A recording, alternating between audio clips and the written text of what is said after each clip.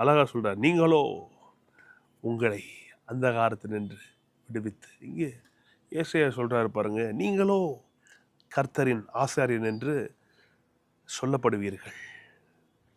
எத்தனை பேர் நன்றி சொல்றீங்க ஆண்டவருக்கு? நீங்களோ கர்த்தரின் ஆசாரியர் என்று சொல்லப்படுவீர்கள். உங்களை நமது தேவனுடைய பணிவிடைக்காரர் என்பார்கள். But you shall be called the priest of the lord. பாருங்க, they shall speak of you as the ministers of our lord. அற்புதமாக இருக்குது பாருங்க. அடுத்தது தான் வருது பரவசம் ஊட்டுகிற விஷயம். சரிங்க, நான் ஆசாரியனாக இருக்கிறேன், சரி, ஊழியக்காரனாக இருக்கிறேன், சரி, அதனால் என்ன என்ன வேதம் சொல்கிறது? நீங்கள் ஜாதிகளின் செல்வத்தை அனுபவித்து அவர்கள் மகிமையை கொண்டு மேன்மை பாராட்டுவீர்கள்.